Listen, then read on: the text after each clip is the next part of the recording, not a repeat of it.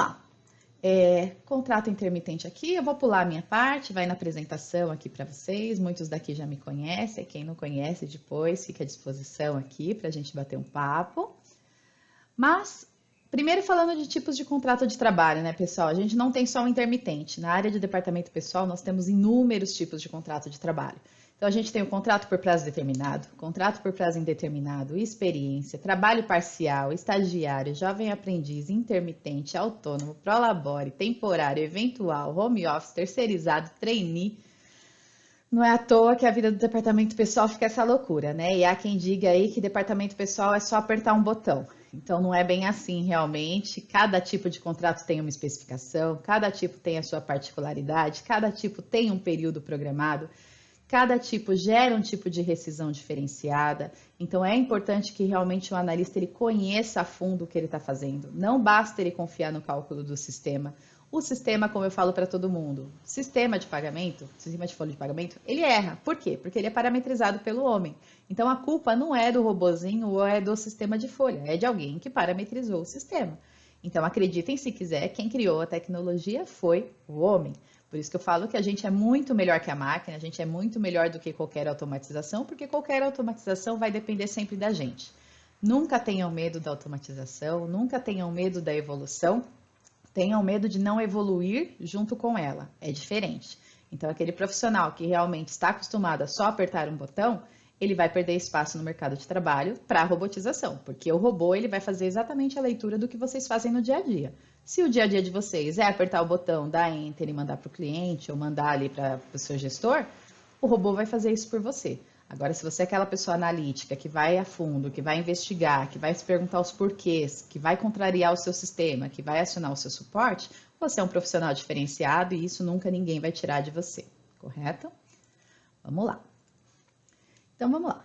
O que é um intermitente, tá?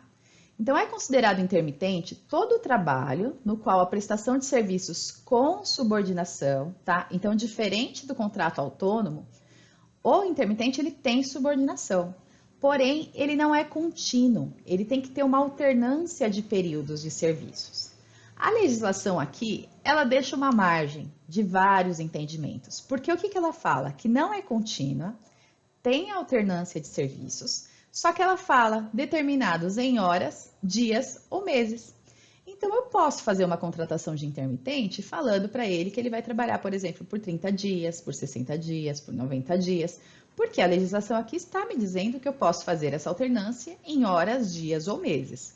O que eu não posso confundir é que não vale eu contratar um intermitente para trabalhar todos os dias, de segunda a sexta, pelo ano inteiro. Ele não é intermitente, tá?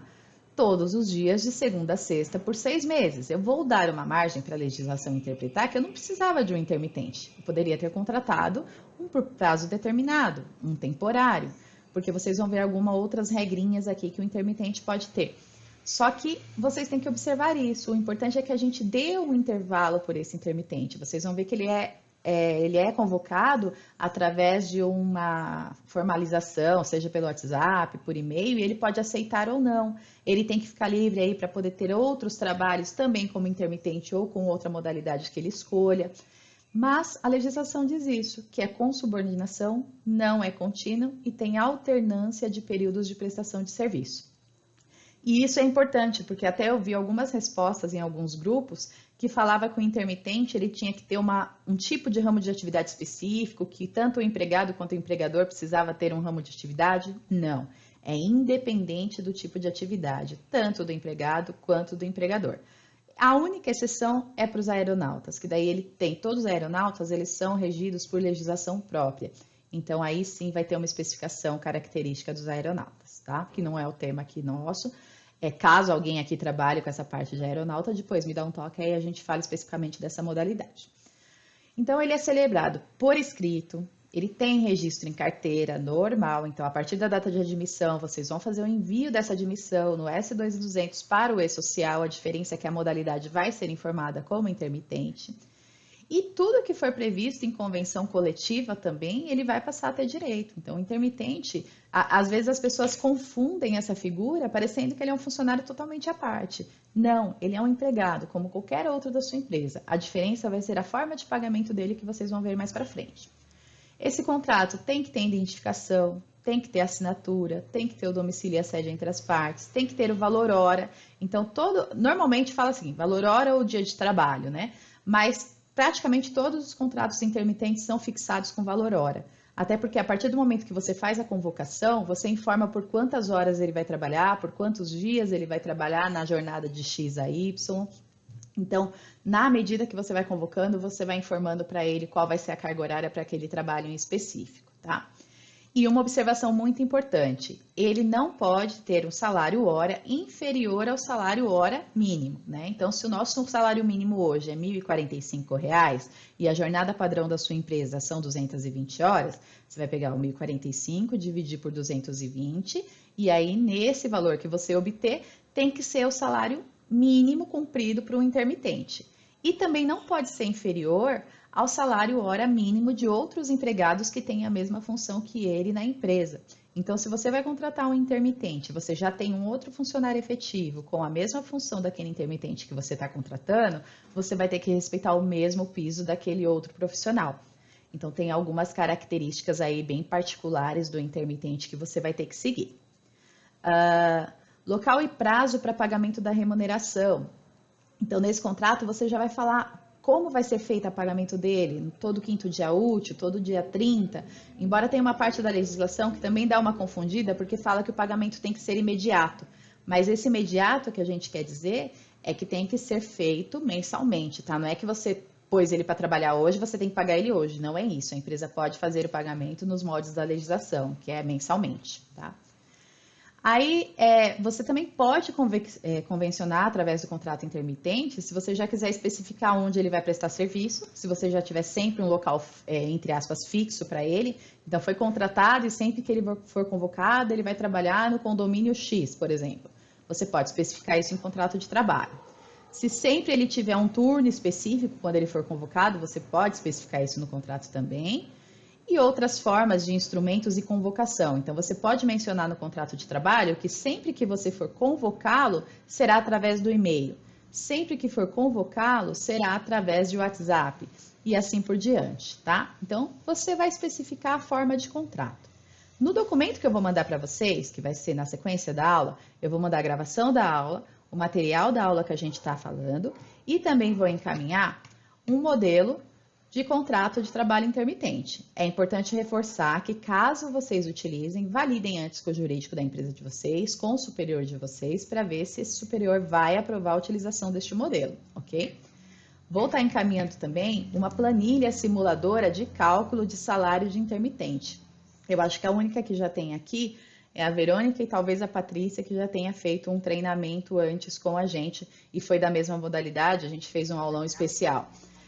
Mas os outros eu acredito que não tem ainda. Então, os que não tem ainda, vocês vão ter uma planilha simuladora aqui, que a gente até vai usar aqui na demonstração de como calcular. E aí eu vou encaminhar para vocês também. Vê, você tem usado essa planilha? Todos os dias. Tem utilizado? Minha vida. Tem ajudado bastante? Muito, demais. Que bom, isso é importante. É a minha salvaguarda. Isso é bom, muito bom. Então, assim, caso tenha também qualquer problema na fórmula, alguma coisa assim, vocês fiquem à vontade aí para me acionar depois. Mas eu acho que ela é bem básica, bem simples, e a intenção dessa planilha realmente é ajudar vocês a saber se o salário que vocês estão pagando para ele está superior ou inferior ao mínimo. Vocês poderem fazer alguns lançamentos específicos nessa planilha e ela já vai te dar o resultado dos impostos. No final, ela já vai dar o resultado dos encargos a recolher. Então, ela é bem interessante aqui, tá bom? Então, esse é um brinde meu para vocês aí que estão participando desta aula. Vamos lá. Seguindo aqui. Então, qual é a diferença do intermitente para o autônomo? Primeiro que o autônomo a gente fala que não tem vínculo. Então, a partir do momento que você contrata um profissional autônomo, esse autônomo ele não tem vínculo nenhum com a empresa, ele vai emitir lá através do seu RPA, de acordo com o serviço que ele está prestando, ele não vai ter subordinação, ele não vai ter controle de jornada, o autônomo não tem nada disso. O autônomo não tem férias, não tem médias de variáveis de hora extra, não tem nada. Ele tem um valor fixo ali contratado para especificar o serviço X. Um intermitente, ao contrário, ele vai ter todos os vínculos, ele vai ter o registro em carteira, ele vai receber férias, ele vai receber DSR, ele vai receber 13º, ele vai receber fundo de garantia, tudo que é direito de um profissional CLT comum, tá? Então, totalmente diferente uma modalidade da outra. Convocação. Importante isso daqui. Quando vocês forem convocar um intermitente para o trabalho, porque essa é uma particularidade do intermitente, então eu contratei, ele pode ter na sequência que vocês vão ver um período de inatividade, mas eu quero contratar a Juliana para começar a trabalhar a partir de segunda-feira por 5 dias na empresa X. Eu preciso avisar a Juliana com antecedência mínima de 3 dias corridos. Então, se eu já especifiquei através de contrato de trabalho que eu vou estar avisando a Juliana pelo WhatsApp, por exemplo, a Juliana tem que estar esperando que qualquer momento eu possa chamá-la pelo WhatsApp. Então, eu vou falar lá, vou mandar um WhatsApp para a Ju, falando que a partir de segunda, com 3 dias antes, eu tenho que avisar ela. Então, eu teria que avisar no mínimo aí na sexta-feira, que segunda-feira eu tenho um trabalho disponível para ela, que ela estaria convocada para trabalhar por 8 horas na empresa X, por 5 dias corridos, por 10 dias corridos, ou por 5 dias com 2 dias de folga, enfim, eu ia especificando qual seria essa jornada da Ju, né? 10 dias corridos não poderia, porque eu tenho que respeitar também o limite aí de 44 horas semanais, o descanso e tudo mais. Qualquer coisa que passar disso, eu vou pagar as horas extras para a Juliana. E a Juliana, por sua vez, ela tem que me responder, ela tem um dia útil para responder esse chamado. Então, se eu tenho um trabalho para iniciar na segunda, eu avisei com 3 dias antes a Ju. Ela tem um dia útil para me responder. Se ela não responder esse meu WhatsApp, ou meu e-mail, ou telegrama, ou carta, qualquer coisa que eu tenha formalizado com ela, que eu ia convocá-la, eu entendo que a Ju não aceitou o trabalho e eu posso convocar o meu próximo intermitente. Então, isso já foi uma recusa e ela tem todo o direito, é uma particularidade do trabalhador intermitente, ele tem o direito de se recusar, tá? Se a Juliana me deu ok, tudo bem, eu vou, tá tudo certo, tá programado, a partir do dia X ela vai estar naquela empresa que eu programei com ela.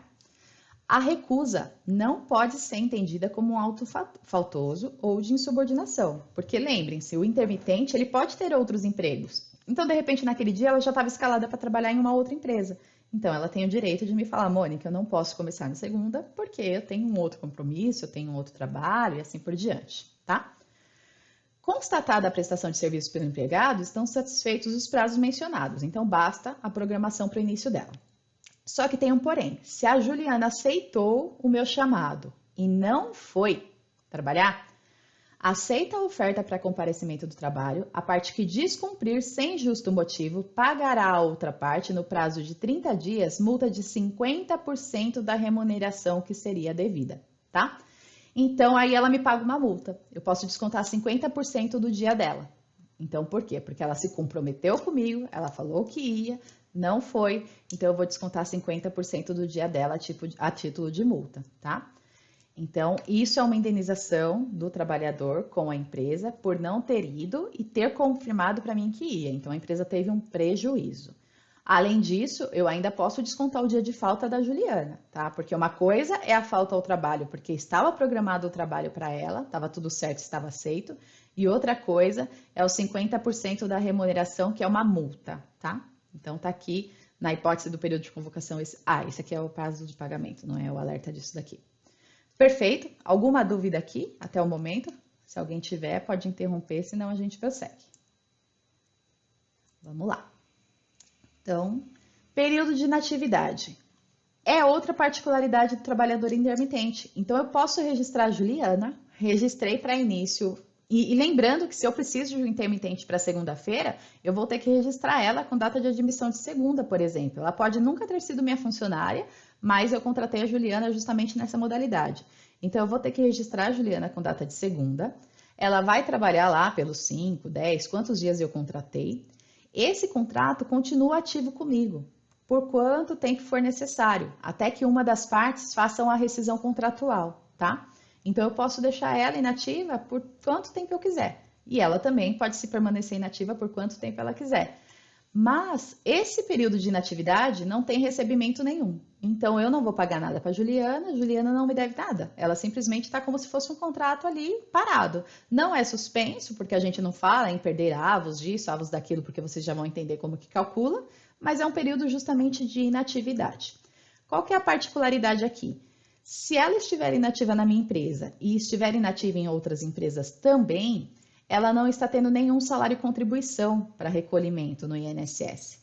E aí, não tendo nenhum recolhimento de salário e contribuição, não está contando para a aposentadoria dela.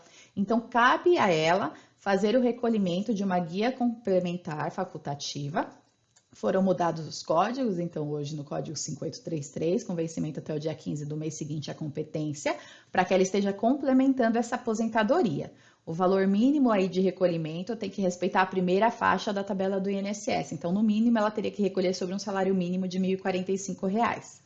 Caso ela não faça, ela está perdendo esses meses de inatividade aí, ela não está recolhendo nada para a Previdência Social. E aí está prejudicando realmente a contagem para o período de aposentadoria e em nada tem a culpa o empregador. Ele não tem participação sobre isso, tá? É uma ciência do tipo de modalidade do contrato intermitente, ok? E se o salário e contribuição também não alcançar o mínimo? Porque a gente sabe que o salário mínimo hora eu tenho que garantir. Então, eu garanti lá que o meu salário mínimo hora é 1.045 dividido por 220, deu acho que 4,35, não estou me recordando de cabeça, mas vamos supor que eu estou pagando para ela R$ 5 por hora. Então, eu estou de acordo com a legislação. Só que no mês ela não trabalhou toda a jornada. Então, eu paguei para ela um valor fechado de R$ 600.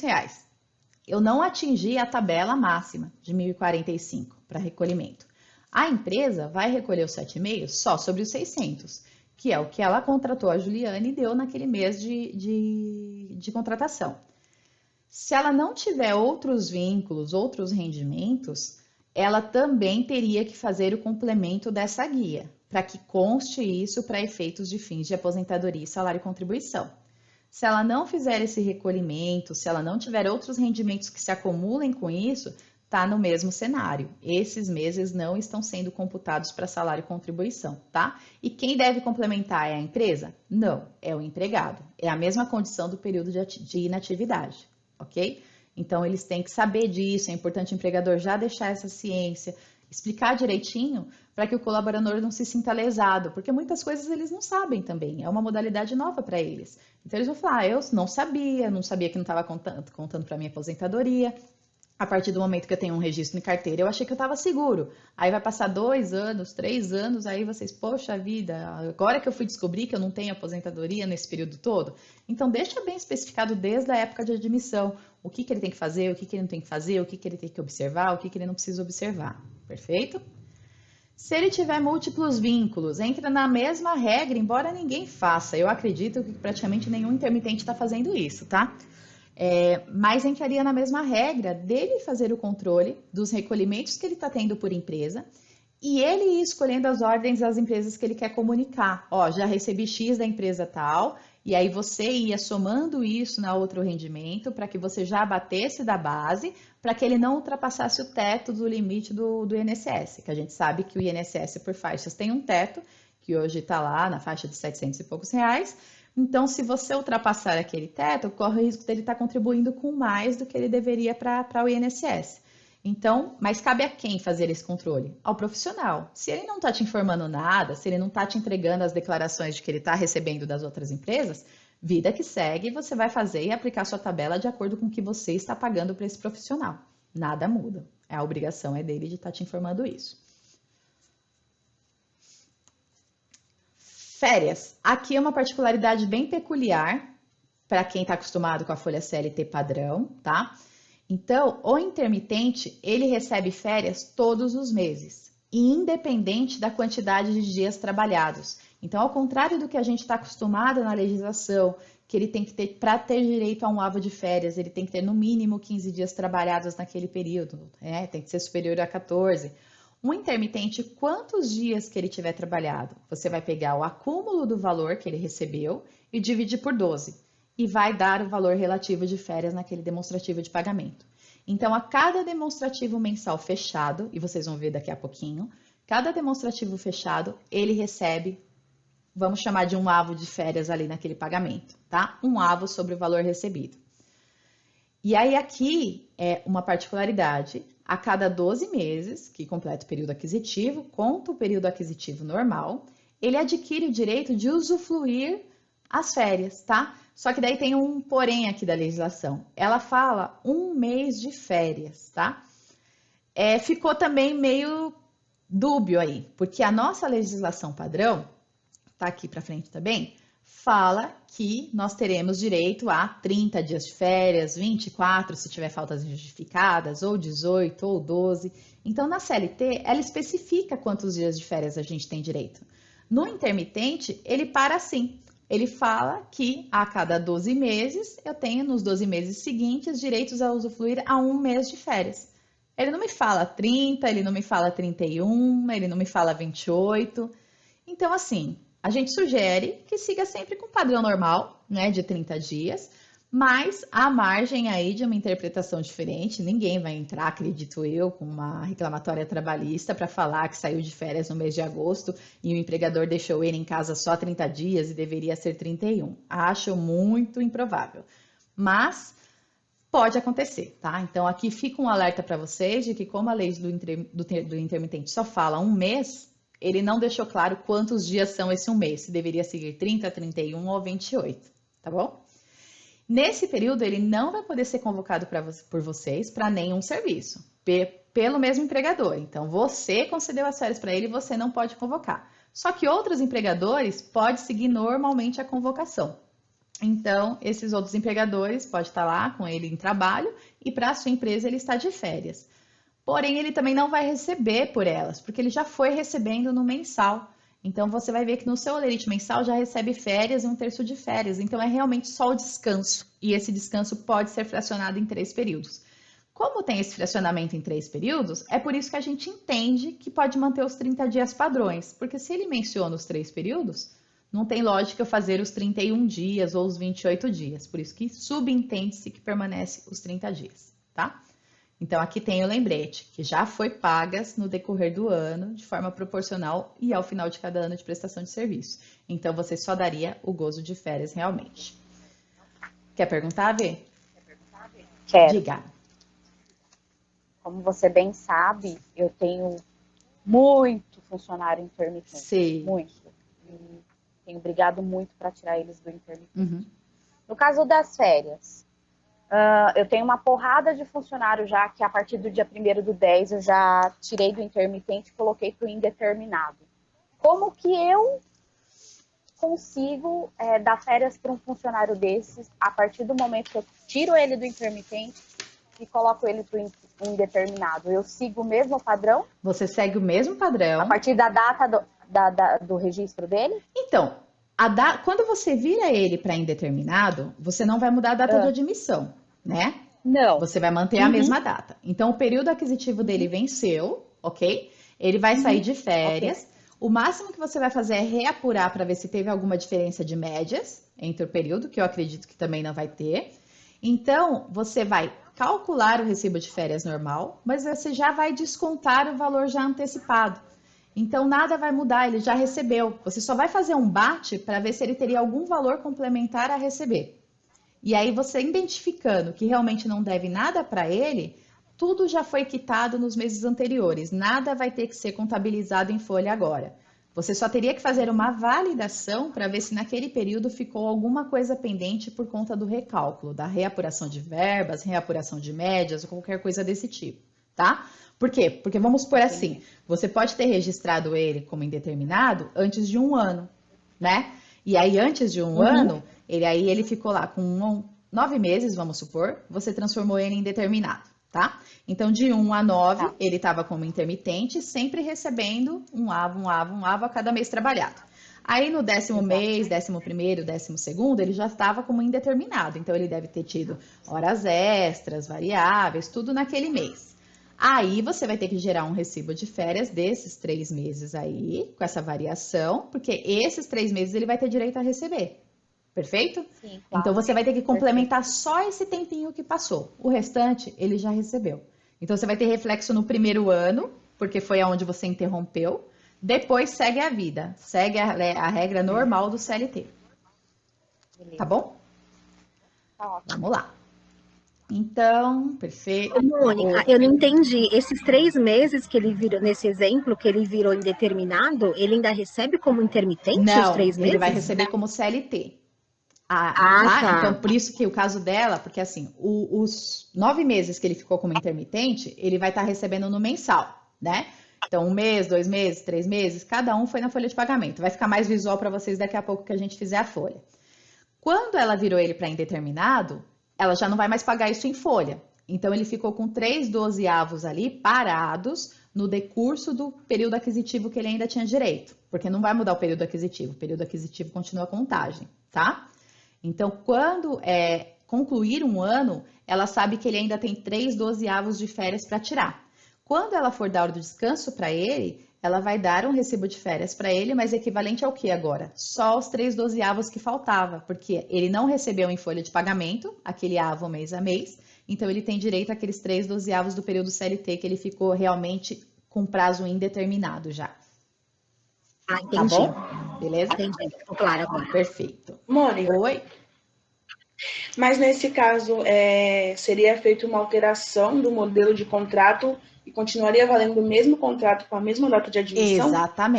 Exatamente. Não muda o contrato. Tem empresas que acabam demitindo, acertando todos os direitos e fazendo uma nova admissão, tá? Mas não é necessário. Oi. Eu, particularmente, faço um novo contrato para ele a partir de tal data que ele está como contrato indeterminado. É isso que eu ia mencionar. Eu modifico, eu faço um novo contrato, levo para o funcionário assinar. É isso que eu ia mencionar. Porque tudo documentado. Tem algumas empresas que fazem isso. Não é obrigado, tá? Não é obrigado a fazer dessa maneira. Você pode simplesmente fazer um aditivo contratual falando que a partir do dia tal, ele passou para a modalidade contrato indeterminado, com a jornada X, aí você vai especificar, porque você não é obrigada, porque, como eu falei desde o começo, lembra que ele é um CLT normal, que o que muda é a forma lá que ele está trabalhando, que ele era um contrato intermitente, ele vai passar para um indeterminado, então você pode só mudar através de um aditivo, mas realmente tem empresas que preferem interromper, encerrei, paguei todos os seus direitos, não quero dor de cabeça para ficar controlando uma partezinha aqui, uma partezinha ali, então ela encerra, paga tudo e começa de novo, tá? Então, as duas formas são permitidas, mas quem quiser fazer como aditivo pode, quem quiser fazer toda a quitação e um novo contrato também pode, não há problemas. Entendi. Tá? E nesse caso, caberia um novo contrato de experiência ou já seria indeterminado? Sem experiência, aí é indeterminado. Entendi. Tá bom? Obrigada. A menos, Rita, que fosse uma profissão muito diferenciada, que você fosse contratá-lo, né? Então, ele estava trabalhando como intermitente para fazer, sei lá, vamos falar lá de condomínio de novo. Ele estava fazendo serviços esporádicos em condomínio e agora você vai trabalhar com ele como contrato indeterminado para analista financeiro, né? Mudou totalmente o ramo, mudou totalmente as condições e aí você realmente precisa avaliar uma experiência desse profissional. Aí, ok, né? Faz jus. Mas normalmente, se você já tinha aquele profissional trabalhando com você, você já contratou ele numa profissão específica. Então, se você já conhecia aquela profissão, se você está dando continuidade ao mesmo estilo de profissão que ele exercia, não se cabe aí contrato de experiência, já passa direto para indeterminado. Vamos lá. Entendi. Obrigada. Nada. Então, aqui foi a partezinha que eu falei, né? Que fica meio dúbia aí. A cada 12 meses, o empregado adquire o direito a usufruir nos 12 meses subsequentes 1 mês de férias, período no qual não pode. Aí, na reforma trabalhista, fada, a cada 12 meses, tal. Aí ele vai especificando 30 dias, 24, 18, 12. Então, dá uma margem aí para alguma interpretação distinta, mas como no contrato intermitente ele fala também da possibilidade de fracionamento, então a gente parte do princípio que está falando de 30 dias também, tá? 13º, mesma questão das férias. Então, diferente do CLT padrão, indeterminado, que o 13º pode ser pago em 2 parcelas, sendo a primeira até 30 de novembro, a segunda até 20 de dezembro, um intermitente vai ter um 12avos de 13º a cada pagamento.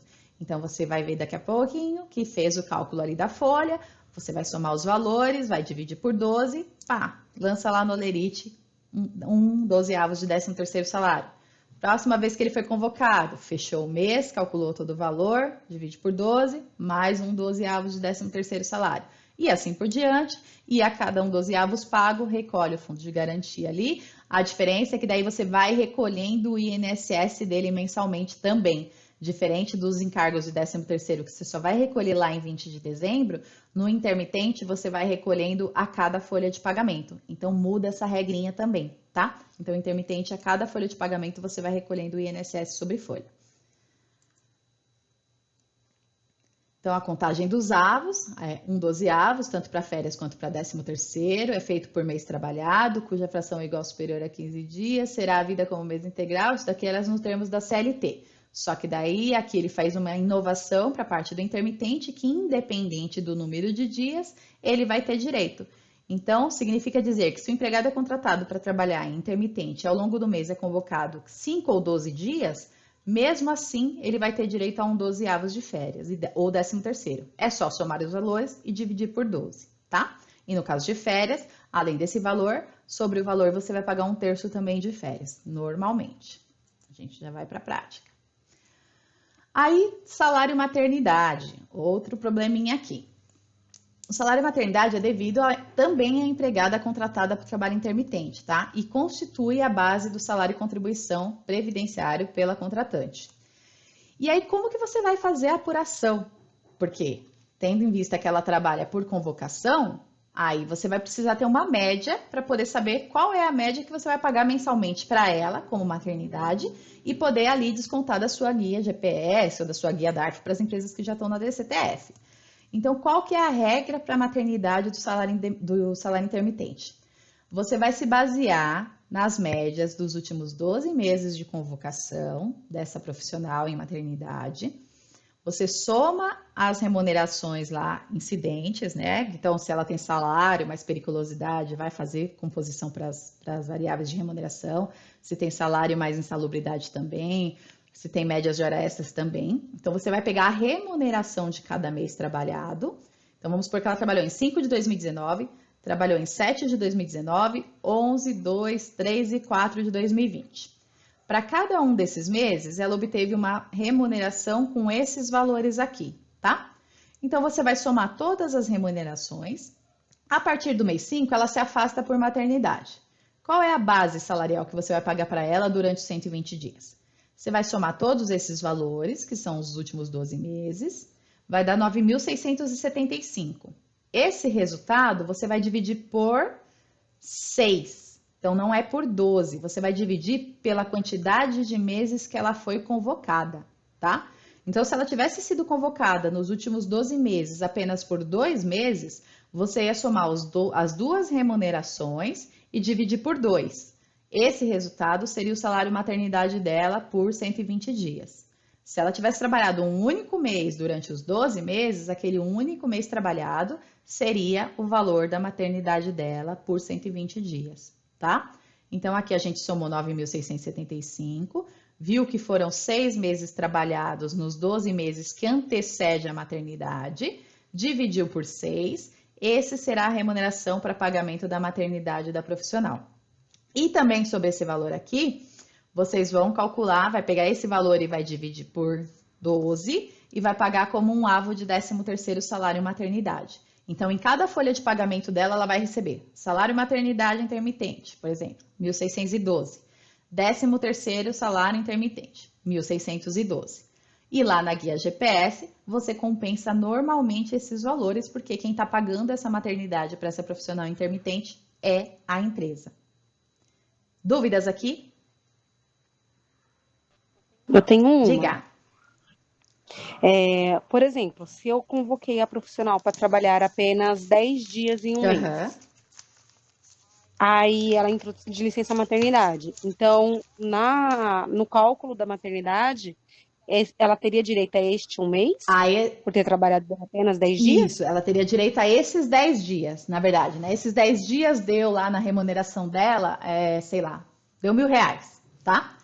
Esses R$1.000 nos últimos 12 meses que antecede a maternidade foi o único mês de convocação que ela teve. Não teve mais nenhum outro, não teve mais nada. Então, esses R$1.000 vai ser o valor que você vai pagar para ela mensalmente até completar 120 dias, tá? Você vai pagar R$1.000 e aí você vai abater R$1.000 da GPS, porque foi a média dos últimos 12 meses. Como foi só um mês de convocação, essa é a única média que você tem para apurar.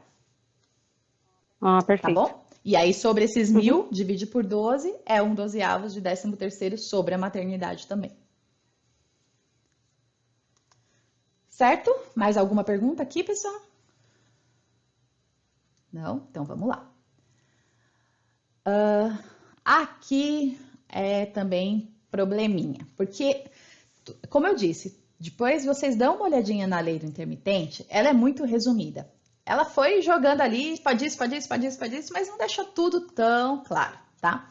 Mas, a partir do momento também que não tem outras regras, a gente vai vinculando regra do intermitente com regra do CLT. Não tem muito segredo, porque ele é um profissional registrado normal, não tem muito o que você fazer diferente.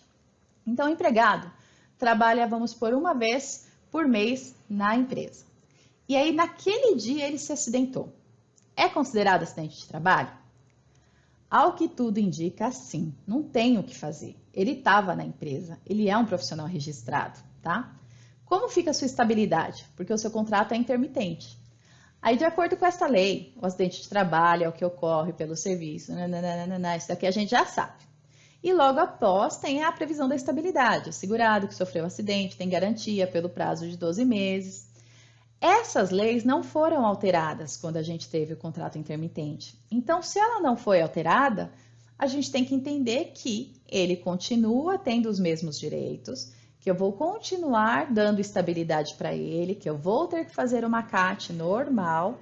E aí, para fins de recolhimento de fundo de garantia, porque daí a gente sabe que no período de afastamento lá ele vai ter o FGTS, a gente vai ter que fazer a mesma coisa. Tirar a média dos últimos 12 meses, aplicar como salário base para poder ficar fazendo o recolhimento de fundo de garantia pelo período afastado. Seria o mais indicado, tá? Mônica, esse é o correto?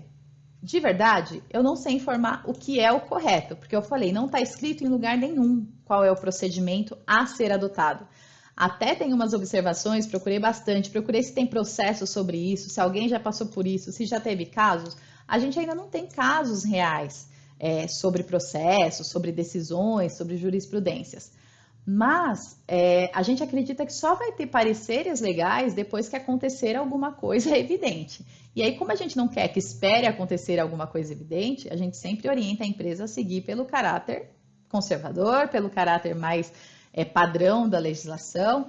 Então, esse seria o procedimento mais indicado. Aí vocês avaliem, porque vocês devem ter aí alguém que apoia vocês na questão jurídica, que vai fazer a defesa da empresa de vocês, e aí eles também vão trocar e vão analisar outra saída, outros meios para poder orientar o RH de vocês como eles querem se comportar nessa defesa, porque vão ser a melhor pessoa aí para poder falar para vocês como seguir.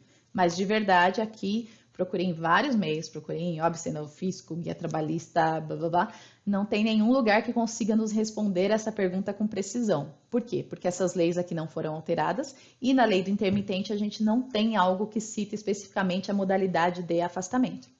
Ele só fala que o atestado é válido, então ponto, uma vez que é válido, tanto para o dia mesmo, então até naquela questão da convocação, que eu citei a Juliana, por exemplo, a Juliana se comprometeu comigo que ia trabalhar. Só que se naquele dia ela estava mal, ela passou mal, ela foi no médico e pegou um atestado, eu não tenho o que fazer. Ela não me deve a multa dos 50%, eu preciso abonar o dia dela e vai funcionar normal como pagamento, porque ela segue a característica normal de um atestado, tá?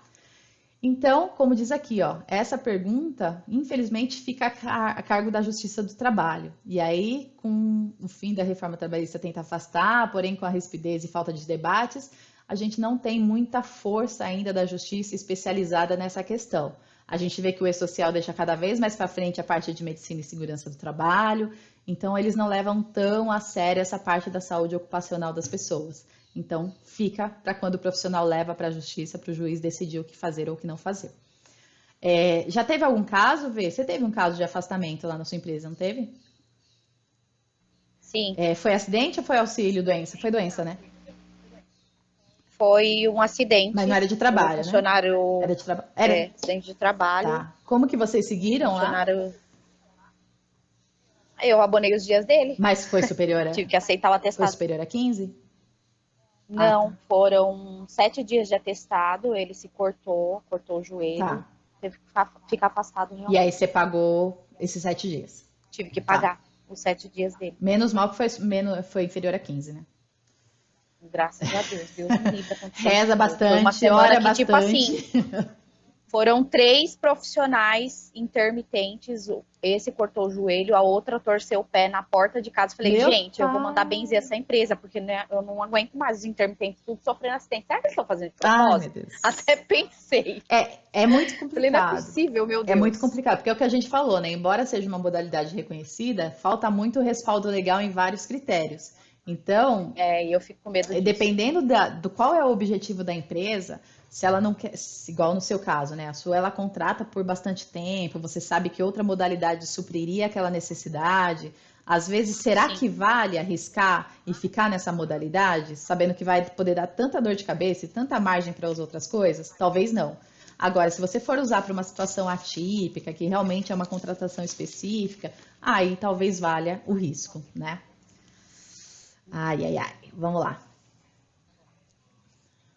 Aí aqui complementa uma partezinha aqui da Previdência, depois vocês deem uma lida para não ficar tão maçante, a gente não ficar falando tanto aqui de parte legal.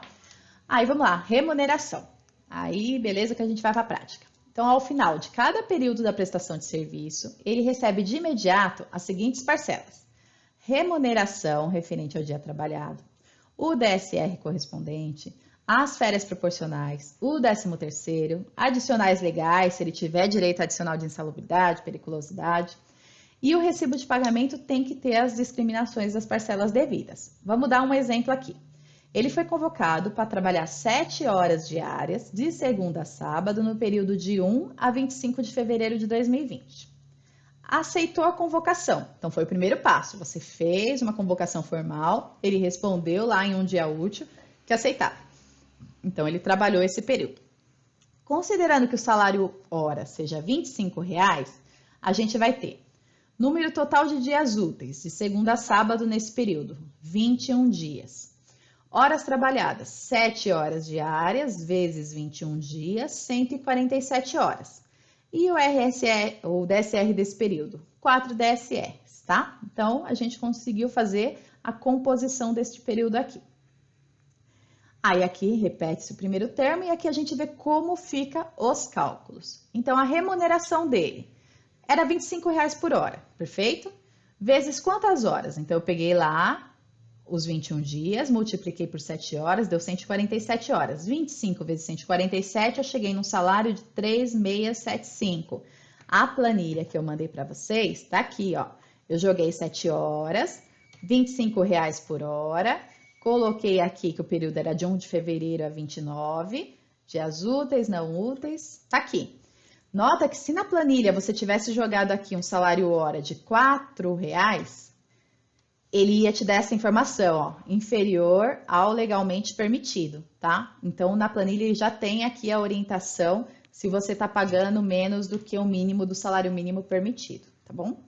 Então, aqui na frente, ó, ela já fez o cálculo para você. Eu coloquei 147 horas trabalhadas, já te jogou aqui 3.675 também, tá? RSR. Ou você faz isso, R$ 25,00 vezes 7 horas diárias versus 4 dias não úteis que você apurou, que dá R$ 700,00.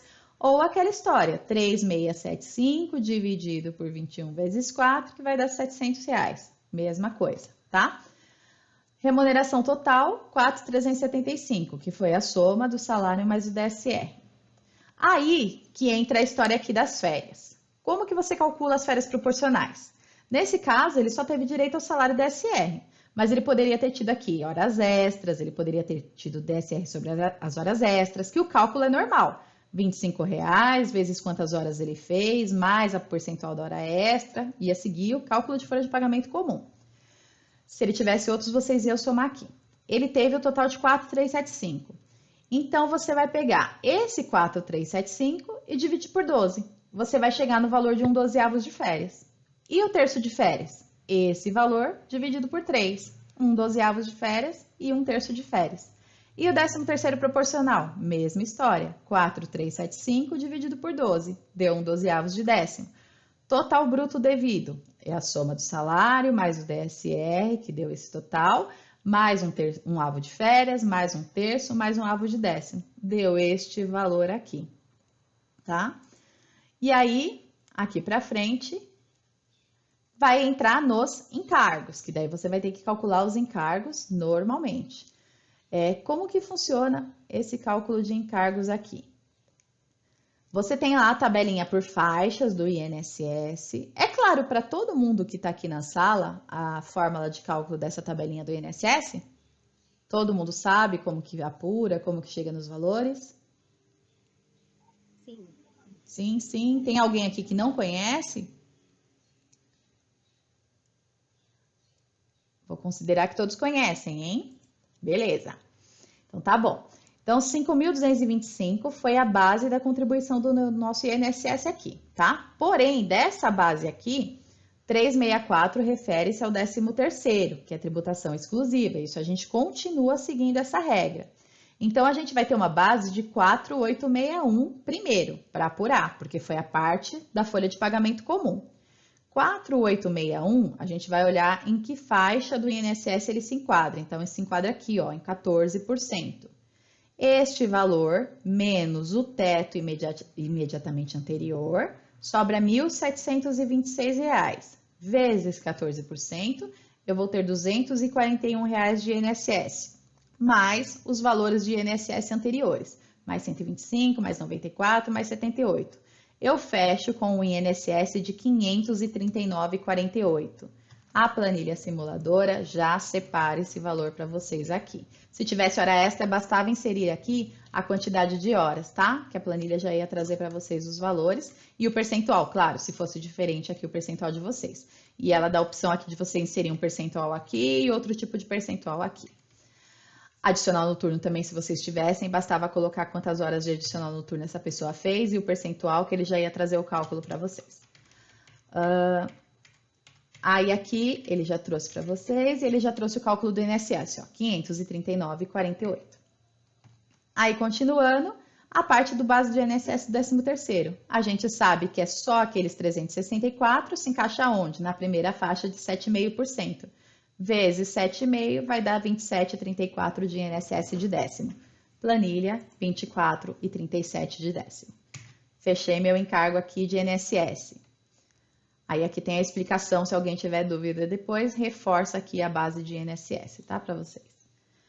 Imposto de renda, mesma história, tá? Então aqui vocês vão fazer 5.225, menos lá a base de 364, porque é do 13º, 4.861, menos 5.369, que a gente já descontou de INSS, sobra 4.321. Esse valor se encaixa na faixa de 22,5%. Tiro a parcela a deduzir, vai sobrar 336,24. Olha a planilha aqui, 336,24, já está com as fórmulas, tá? Esse valor aqui eu só estava validando ontem para ver se a planilha estava calculando bonitinha. E aí aqui, na base de INSS de imposto de renda de décimo, zero, porque ele é inferior lá ao limite, então ele não vai ter tributação. Como que fica no exemplo, no demonstrativo de pagamento? Vocês vão ter que ter um demonstrativo com tudo isso relacionado. Salário, quantidade de horas, valor, DSR, quantidade de horas, valor, férias proporcionais 1/12, 1/3 de férias, 13º, total de vencimentos. INSS, INSS sobre décimo, imposto de renda, total de descontos, líquido a receber. E suas bases aqui, que vai ser recolhida junto com o seu fechamento de folha de pagamento. Perguntas?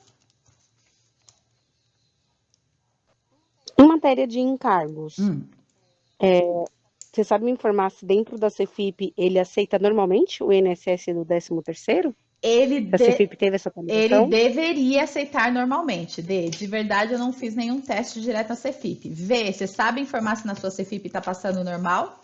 Ou se você tem que fazer alguma coisa manual?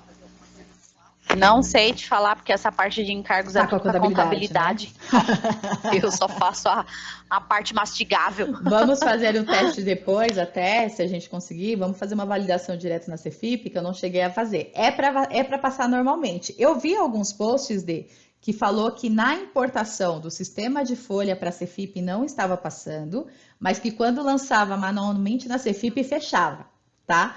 Então, talvez não esteja ligado uma coisa com a outra, mas tenha que fazer alguma manobra dentro da Cefip. Então, a gente depois pode fazer essa validação aí. Eu até vou pesquisar melhor para vocês e posso mandar essa informação também, tá? Mas fica a dica aí para a gente. Eu acho que na Cefip deve ter que colocar que ele é múltiplos vínculos para poder aceitar esses valores. Eu vi alguma aí coisa semelhante, que tem alguma manobra, porque quando subia direto da folha, parece que tinha algumas coisas que falavam não tá passando, aí falavam, ah, não, mas dentro da Cefip eu lancei e passou. Então, como a Cefip não se atualiza desde 1900 e bolinha, né? E a modalidade intermitente ela é mais recente, muito provável que a gente tenha que fazer manobras lá dentro, ou tenha que ajustar, ou fazer esses gaps aí para que ela aceite tudo, tá? A caixa não ia estar tão adaptável assim, não. Mais perguntas? Não? Bom, eu tenho 3 dúvidas, na verdade. Diga. Você disse que a gente tem que seguir igual a convenção da empresa. Então, eles vão ter direito a dissídio, LR, se for o caso, abono. Tem que pagar tudo. Tudo isso eles têm direito. Tudo que for direito, eles têm. A única diferença é que tudo pode seguir uma proporcionalidade, né? Então, tudo que um profissional CLT padrão, que trabalha 30 dias, bonitinho, de segunda a sexta, blá, blá, blá, o intermitente, dependendo do que você for pagar para ele, você pode seguir sempre proporcionalidades específicas. Mas todo direito de convenção... Tá. Aí, a segunda pergunta... Pode falar. Então, aí, durante o período da maternidade, continua pagando também as férias, 1/3, o 13º? Durante a maternidade. Durante a maternidade, você vai pagar maternidade e o 13º. Só. Só maternidade e 13º salário. Férias não. Só férias não. Tá bom? Tá. E aí, nessa idade, também pode acontecer transferências? Desculpa, tá bem robotizado. Só para outra do mesmo grupo? Pode acontecer transferência. Pode seguir normalmente. É o que eu falei, é um CLT padrão, tá? Então, tudo que segue da regra CLT, o que você usa na CLT, você pode usar como intermitente. A única coisa é que ele vai passar a ter esse modo de contrato intermitente dentro da outra empresa do grupo que você transferiu ele.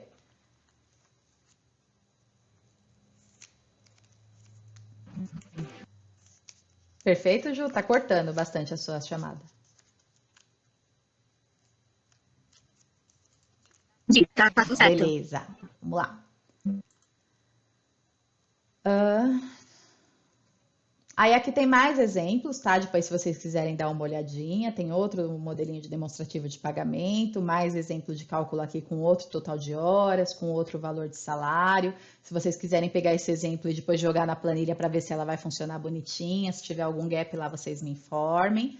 Pode seguir com o exemplo normal. E aqui também vai mostrando cada detalhe, e inclusive ele acrescenta a hora extra nesse exemplo. Então, ele vai falar do cálculo da hora extra, vai somar a hora extra nos valores, vai descrever aqui o que está usando para base de cálculo. Aí, se tiver seguro de vida, ele fala do percentual fixo. No caso aqui, esse profissional utiliza vale transporte, então você tem direito a conceder o vale transporte para os dias que ele foi trabalhar e descontar os 6% do vale transporte sobre o valor de remuneração da folha dele naquele mês. Então, você vai seguir os cálculos normalmente, tá? E aqui, entra no cálculo da rescisão. Vamos lá. Rescisão de intermitente. Até teve uma pergunta da Verônica, e aí a gente até olhou a MP, que tinha uma MP lá, 808, que perdeu a validade porque ela não foi votada. Na MP 808, ela dizia que o profissional que ficasse 12 meses com inatividade, automaticamente a empresa poderia extinguir o contrato de trabalho dele. Isso estava lá na MP 808 de 2017. Essa MP, ela perdeu a validade, então caiu por terra. Ele continua com todas as modalidades normais ali, e o que está valendo são essas regras trabalhistas aqui, tá? Então, subentende-se, porque mais uma vez, eles não abrangem tanto, eles não se manifestam tanto, ó, pouco se manifesta sobre rescisão do trabalhador intermitente. Ela tem uma lei lá básica e fala o que ele tem direito a receber, Mas eles não falam, você pode mandar por dispensa sem justa causa, você pode no pedido de demissão fazer assim, você pode utilizar acordo mútuo. Ela é muito omissa em toda essa questão. Então, uma vez que está omissa, você tem que seguir todos o restante do padrão da CLT padrão. CLT comum, modalidade indeterminado comum, tá? Então, quer mandar um intermitente embora? Você vai ter que fazer uma rescisão como dispensa sem justa causa. E a única diferença é que tudo que você for pagar naquela rescisão contratual vai ser com base em médias daqueles períodos trabalhados. O profissional fez um pedido de demissão, CLT padrão. Você vai calcular com base em médias, vai observar lá. A questão do aviso prévio, eu posso descontar aviso dele? É muito relativo eu te falar para você, olha, pode. Ele pediu demissão. Ele era um contrato intermitente, que trabalhava sob convocação. Por que na hora que ele pediu demissão, você vai descontar 30 dias da rescisão dele? Então, assim, não tem muita lógica do que você pode ou não pode descontar, ou sobre o quê. Então, assim, se for para descontar aviso, também orienta fazer o desconto sobre as médias, mas não está claro se isso é permitido. Até no próprio contrato, né, na rescisão comum, já tem várias discussões do que pode e do que não pode. Fala lá, quando é a experiência, fala de prejuízos à empresa, e aí a gente não sabe o que são prejuízos. Então, tudo isso pode dar margem para um processo, e a gente não sabe qual vai ser o entendimento do juiz. Se a empresa puder não descontar, melhor, porque daí ela já se isenta, ela já sabe que é uma modalidade delicada, ela já sabe que quando o profissional sai, ele já pode procurar pelo em ovo. Então, se ela puder não descontar, melhor. Se ela quiser descontar, também não está escrito em lugar nenhum, é proibido, porque não fala sobre as legislações e sobre as regras para as rescisões, tá? Então, tudo que vocês forem fazer, se quiser seguir a legislação típica, segue, mas sempre com base em médias. Sempre segue lá, quero descontar aviso, vou somar todas as médias e faço lá a divisão, faço por 30 dias e chego num valor de média. A mesma coisa porque você vai seguir isso para pagamento de aviso prévio indenizado, que a gente já vai ver aqui na frente. A gente vai somar e vai chegar numa média de aviso indenizado. Então, só não se esqueçam disso, tá? Então, aqui eu já vou avançar mais um pouquinho para o cálculo, para vocês entenderem aqui qual seria a modalidade de teoria aqui para cálculo. Vamos supor aqui, empregado admitido em janeiro de 2020. Trabalha como horista, com salário de R$ 12,50. Trabalhou como intermitente ao longo de 2020. 120 horas em janeiro, 105, 86, blá, blá, blá. Então, ele teve um total de horas que, dividido por 8 meses que ele foi convocado, deu 122 horas, tá? Então, a gente sugere que para você faça o efeito de base salarial para sua rescisão, como uma vez que você só sabe que ele ganha 12,50 por hora, mas ele é convocado hora sim, hora não, o primeiro princípio para o cálculo rescisório é você chegar nessa média, de qual é o valor que você vai considerar como salário base de cálculo rescisório. Então, somem a quantidade de horas trabalhadas, divida pelos meses convocados. Chegando nesse total de horas, você vai multiplicar pelo salário hora atual desse profissional. Multiplicou, você vai ter a base salarial para poder calcular essa rescisão contratual. Então, agora eu sei que esse profissional que trabalhou 8 meses tem uma base de salário para calcular a rescisão de R$ 1.525, tá? Foi demitido em 30/11, sem justa causa, com aviso indenizado. Ele tem direito ao aviso, tá? Então, aqui, eu vou calcular, deixa eu só voltar para ver se mostra o print. Então, não está aparecendo o print.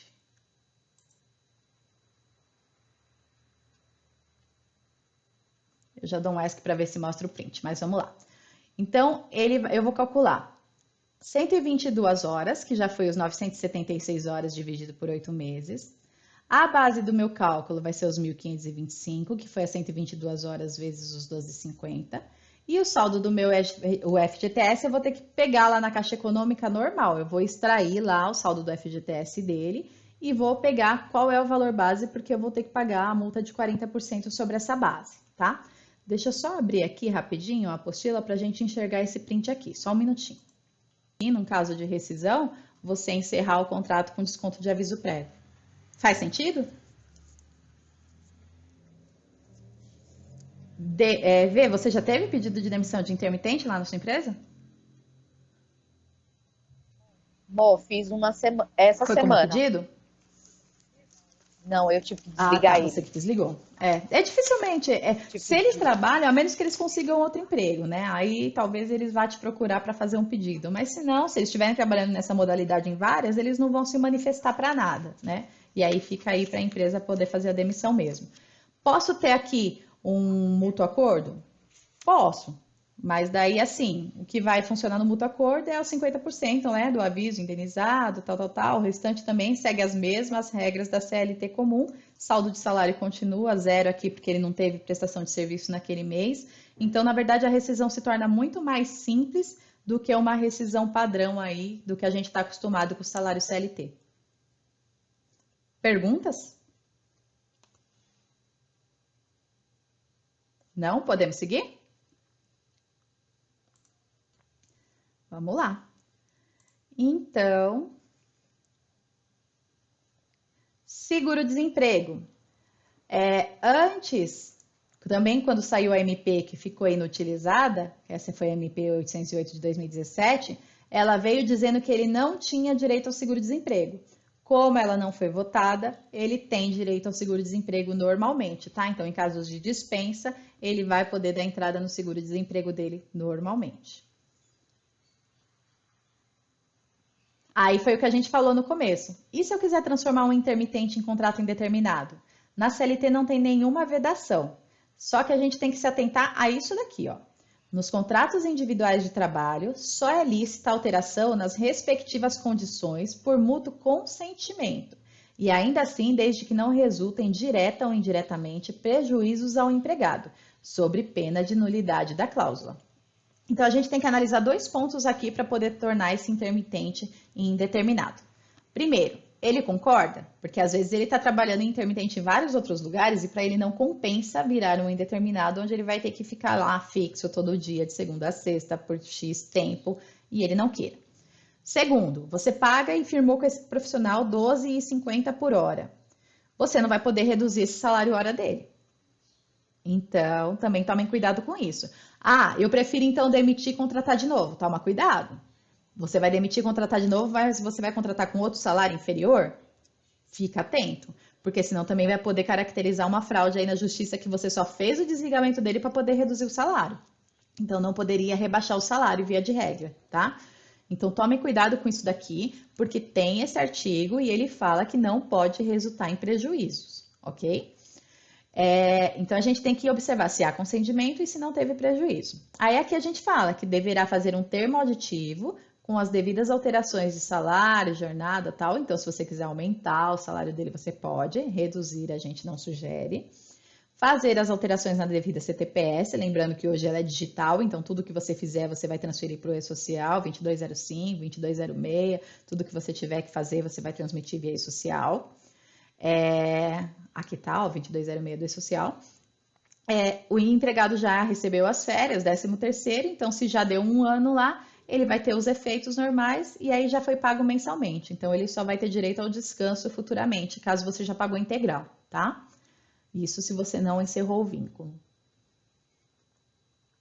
Então, presente para vocês vai ser essa aula aqui, a planilha, o modelinho de contrato. Então, espero aí que vocês usem e abusem desses documentos aqui, desses formulários, e se precisar de alguma outra coisa extra, vocês fiquem à vontade para me pedir.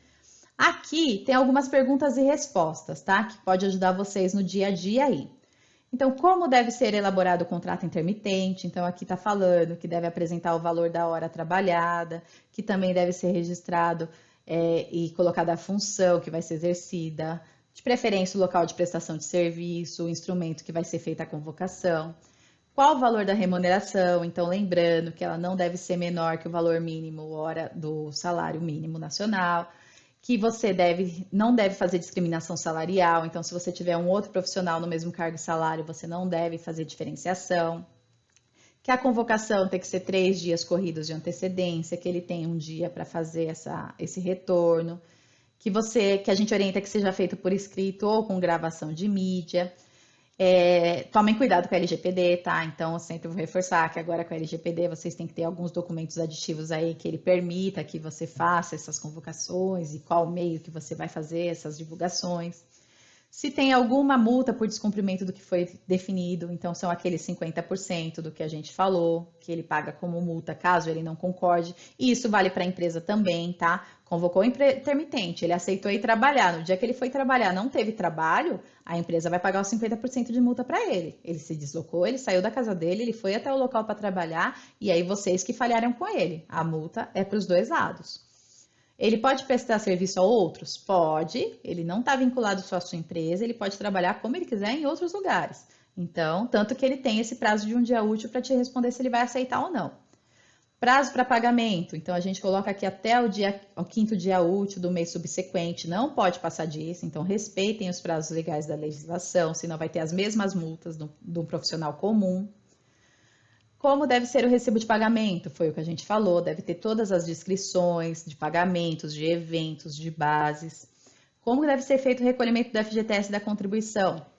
Mensalmente, junto com os encargos de folha, tá? Então, diferente do que a gente vê, por exemplo, de 13º que vai só lá para dezembro, o do intermitente deve ser na ocorrência mensal. Tem direito às férias? Tem, ele está recebendo mensal, depois ele tem direito ao descanso. Tem subordinação? Tem subordinação normal, ele vai seguir, vai ter um líder, vai direcionar ele, vai ensinar as atividades. Precisa assinar a carteira? Nem se diz mais assinar hoje em dia, né? Então, hoje é digital. Sim, tem carteira de trabalho, tem registro normal e é enviado ao e-social. O trabalhador em intervalo intermitente tem direito à interjornada? Normal, pessoal. Ele tem que respeitar a carga horária, não pode passar de 8 horas diárias de trabalho. Passou de 8 horas, ele tem recebimento de hora extra, no máximo 2 por dia. Passou de 2, vocês também estão descumprindo a legislação. Então, segue toda a regra padrão, limitada a 44 horas semanais e assim por diante. Não foge de um trabalhador comum.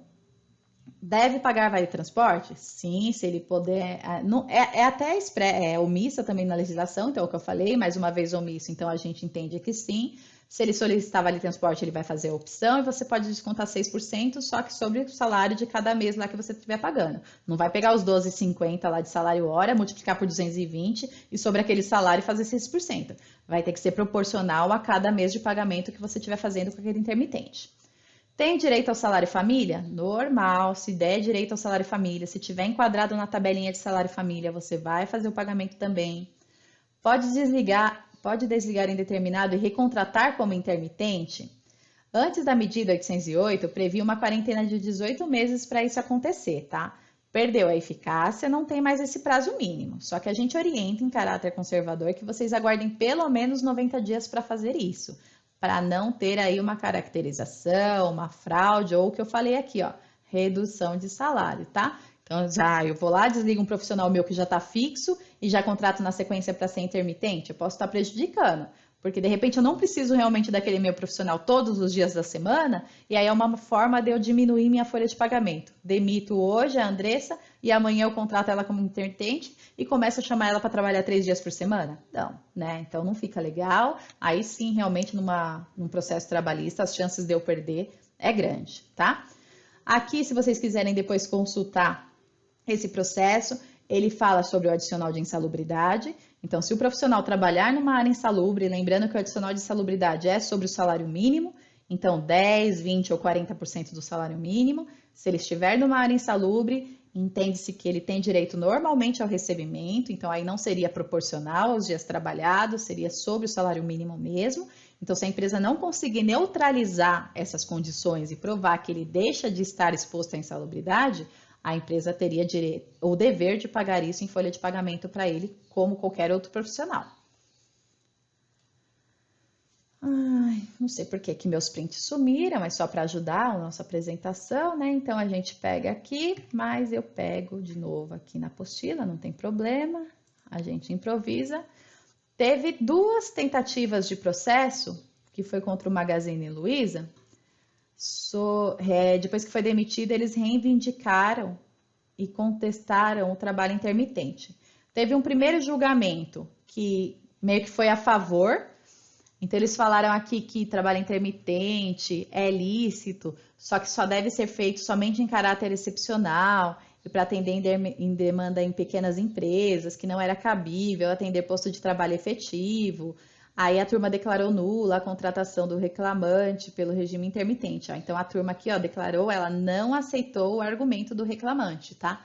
Então, foi favorável para o Magazine Luiza, e mesmo que ela tenha contratado ele aí para trabalhar tempos e tempos ali dentro, mais de meses, numa atividade específica que poderia ter um profissional fixo, ele entrou com um processo justamente alegando isso, a turma não considerou o pedido dele, aceitou aí e reconheceu o vínculo intermitente normal.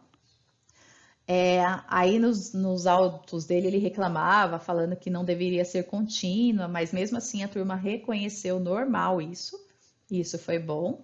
E aí a gente tem esses 2 processos aqui em questão, que vocês podem dar uma curiada para ver qual foi o resultado deles aí. E aí, notas finais, né? Após a regulamentação do trabalho intermitente nos últimos anos, essa modalidade ela ganhou muita força jurídica e ela inspira maior segurança para ser adotada, principalmente para aquelas que tenham uma clientela variável. Então, isso é importante. Se vocês têm realmente uma clientela que uma hora você precisa mandar aqui, uma hora ali, tal, fica mais seguro esse método de contratação. Com a pandemia, então, esse ano, mais ainda, né? Porque as empresas não têm condições de ficar toda hora contratando seletistas realmente, pagando tudo que é por direito da legislação, fica bem difícil para se manter. Então, tende a flexibilizar cada vez mais a legislação. Então, de acordo com os precedentes judiciais e conforme esse recurso que a gente mostrou do Magazine Luiza, como foi os primeiros processos que a gente teve acerca do intermitente, tende-se a lei a autorizar esse trabalho para qualquer tipo de atividade, exceto a aeronauta, sempre a gente vai falar que esse aqui tem atividade específica, e a possibilidade da retirada da informalidade, porque se começa a barrar muitos processos descaracterizando essa contratação, o que vai acontecer com as empresas? Elas vão de novo começar a contratar como freelance, de novo contratar como por fora e de novo voltar para a informalidade.